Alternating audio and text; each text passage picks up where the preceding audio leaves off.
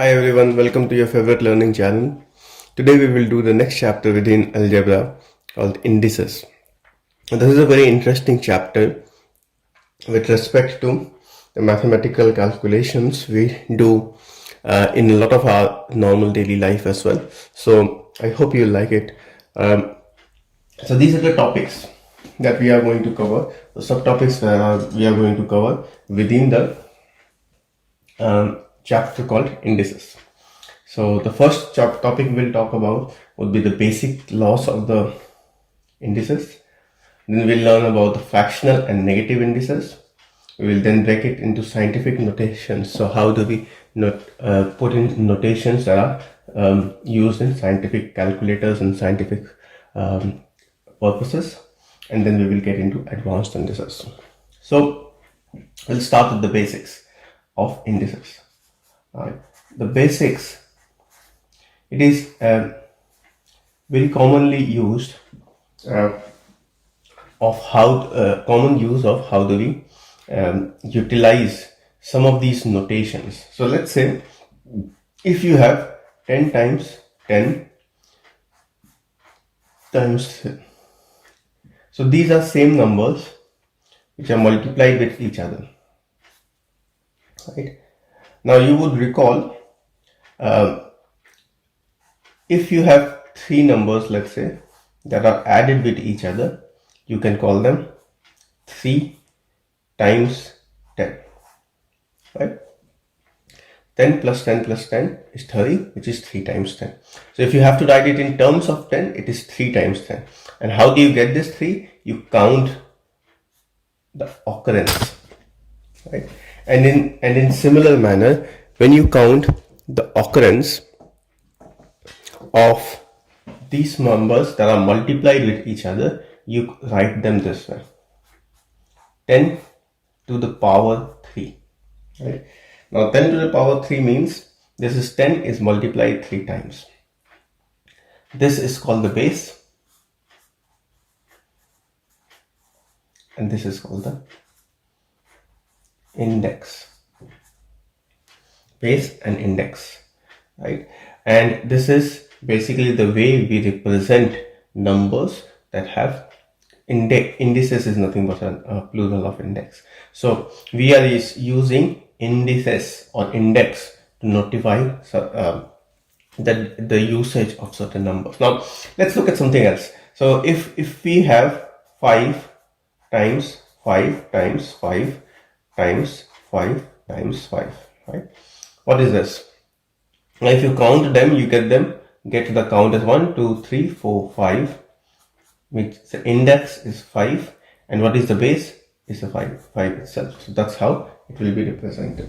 Now it is important for us to understand that this index has to be written in a manner that separates it from the base. So it is generally written on top and with a smaller size in your books, and you will recognize them when you see them.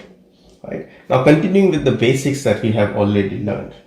Right? So now let's think of it from an algebraic term process. Now if you have a quantity A, right, and you're multiplying them 3 times, what will you get? Right? Similar to 10 times 10, we'll get A times A times 10 is A to the power 10. If you also have, let's say, 5 times B times B times A times A. So what do you get? Now see, remember we learned in algebraic basics that we can multiply similar quantities or similar terms. So 5 cannot be multiplied with any of them, so you get just 5. Right? When you multiply B and B, you get B squared. The rules of indices, right? And then if you multiply A and A, you get A squared. That's what you get, and that's where we have to stop because we can't go any further from there unless we know the values of B and A and we can substitute them. Right? So what would be a basic identity for indices? right? If you are multiplying a and I am multiplying this for m times, so a is an unknown quantity, I am denoting it by a, and the number of times it is getting multiplied is also an unknown quantity, I am denoting it by m. So just to generalize, then this is a to the power m, right? And this is something that we have already seen based on some of these expressions we've seen before, right? So this is how we denote the numbers when they are put to specific powers. Now, a very special characteristics that you would notice is, if let's say I multiply, and let's derive it from mathematics. If I multiply a times a, so this is a cubed, right? Now, if this quantity I want to multiply a times a, right? So remember, how have we derived? So this is a squared. How have we derived a cube? This is just a multiplication of these three quantities. Similarly, you have two quantities that are multiplied here. Now, if you want to get a multiplication of all of them, then essentially this is a cube times a, right? So what happens is, rather than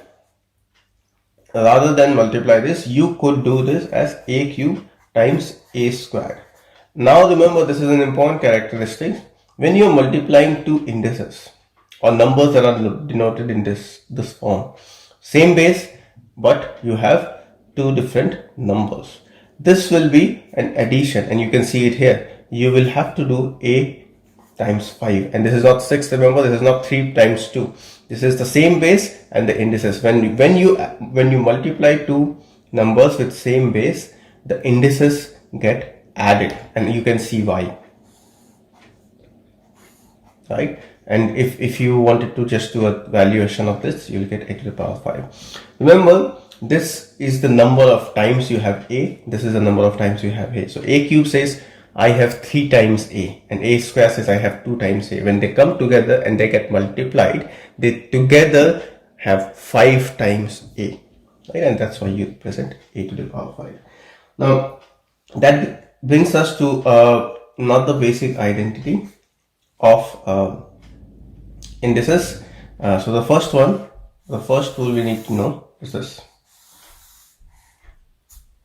I'm just marking them so that it's easier to carry forward from here. The first rule is this. The second rule that we get to is, if you have a to the power m and you multiply this with a to the power n, then think about it, you will get a to the power m plus n. And remember, the bases have to be the same.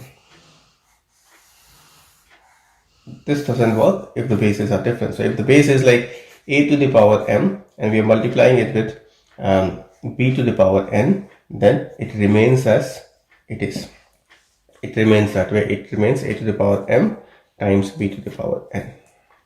Remember, times can be represented by, rather than using this cross, we can use a point generally in algebra. Okay, so we'll move to the next indices. So this is very important to understand whenever we're doing anything in indices. We'll keep it this side and then we'll move on. Now, what happens when we start dividing one number denoted in a particular index form to another? Right? Now that is also an important consideration. So let's say we have a times a times a, right? So these are 3 a's, or maybe let's take 4. So we have a times a times a times a, and you divide it by a times a times a, right? Now simple division rules tell us that if we start dividing these by these numbers, you can cancel these out and you'll be left with a. But if we are trying to use the indices notation, how will we go about doing it? So what will we do is, basically a times a times a times a, which is 4 times a, is a to the power 4, and a times a times a is a to the power cube. Now what you can see is happening is when you have a division with the same base, right, then you have to subtract the power. So what we did here was we added the powers when we were multiplying. When you're doing this is subtract and not divide. So you're dividing numbers, but the powers get subtracted. So this is a to the power 4 minus 3 or a to the power 1. This is what we saw there. So can we write the next indices quantity or an equation or the identity that we have derived as a part of this exercise? Yes, we can. So the next identity that we need to know of or be aware of is a to the power m when it is divided by another quantity a to the power n gives you a to the power m minus n. I will put this in a box. Right? So simple. Let's come back to it again. When we multiply the same quantity n number of times, it gives you a to the power m. When we have the same base and we're multiplying numbers which have indices, these indices get added. When we have the same base and we're dividing numbers that have same base, that numbers get subtracted. We'll keep going. Now we've done the multiplication. So we've done the multiplication and division. Let's do what happens when you have an indices to the power of an indices. Right? So if you have something like this, a to the power 5 times a to the power 5. Right? So what is this? Sometimes this may also be written as a to the power 5 whole squared. Remember, whole squared. Now when you have something like this, whether we start from here or here, ultimately this is what it is. When we have a to the power whole squared, 5 whole squared, you can either do 5 plus 5, 10 using this identity. So you can do a. But what if we have something like a to the power 5 and you have 10 here? You can use the same process because it is to the power of 10. It means a5 times a5 and this goes on 10 times.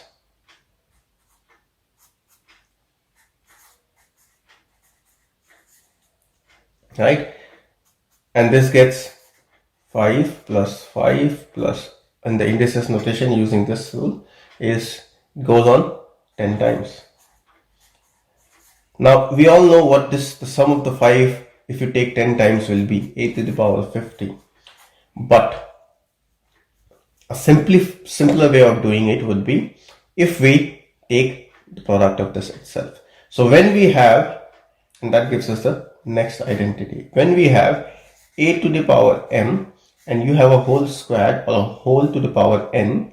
So when you have an index to a power of an index, the entire quantity to a power of another number, this gives you a to the power m times n in a simplified way. So this is what we can use as the next identity for our simplification of indices. Right? Now we'll do some more quick ones, which will be the basics, and then we will move on to the next topic. So let's say if you have the next identity, we'll talk about the next identity now. Now if you have a to the power 5 and you have b to the power 5, you can write this as, because both of these have the same power, we can write this as a by b to the whole power of 5. And this is very important because we will use it very, very often. Similarly, if you have, and you can go the other way around as well. If you have a to the power 5 and you have b to the power 5, you can write a b to the power 5. Remember, because these are products, these are multiplied, you can do that. We can all do that. And we can do the other way around as well. So how do we represent this as an identity? So a to the power m and b to the power m is equal to a b to the power whole m. And similarly, if you have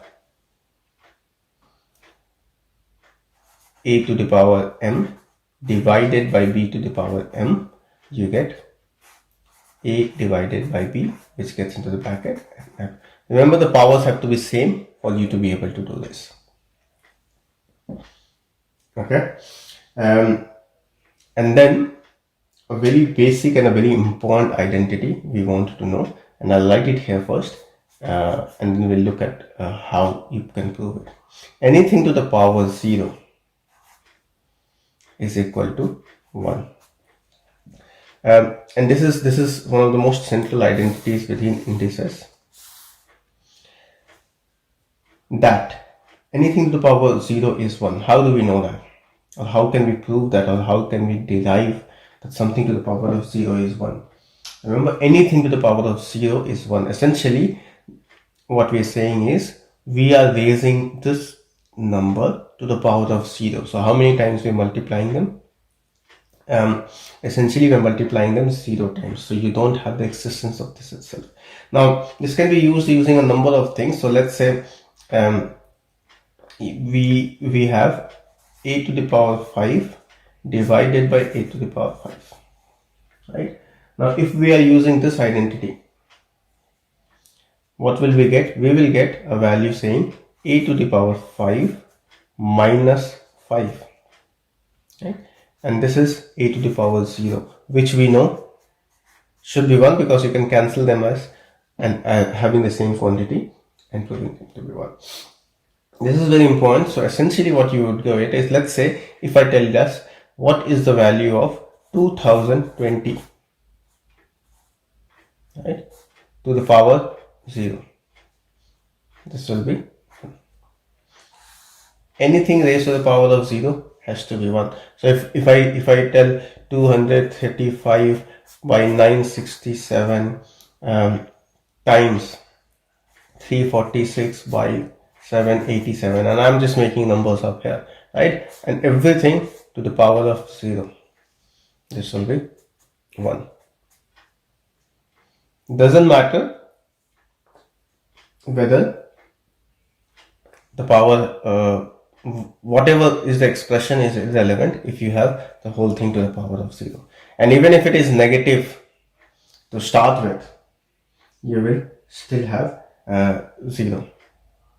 So let's take an example where we're saying minus 49 by 38 raised to the power of 0, 1. These are the simplest ones. Anything to the power of 0 is 1. So that's the basics of indices. What we have covered, we'll quickly look at that. We have covered how do you write a index notation. We've covered the multiplicative rule of indices. We've covered the divisive rule of the indices. We've seen how we use indices in powers, and then what we have done is the usage of the same powers, and the usage of the same powers when we are multiplying, and the usage of the same powers when we are dividing. Right? Now, when you have the same base, remember, so the principle that we've learned today is, if you are dealing with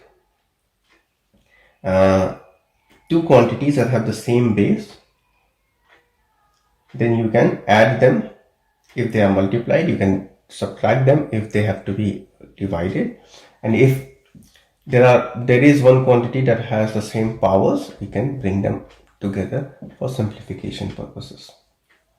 Okay, so that's where we will stop today. The next session we will discuss about the next topic, that will be fractional and negative indices, which is this one. Thank you very much for your time. Please like, subscribe and share as required.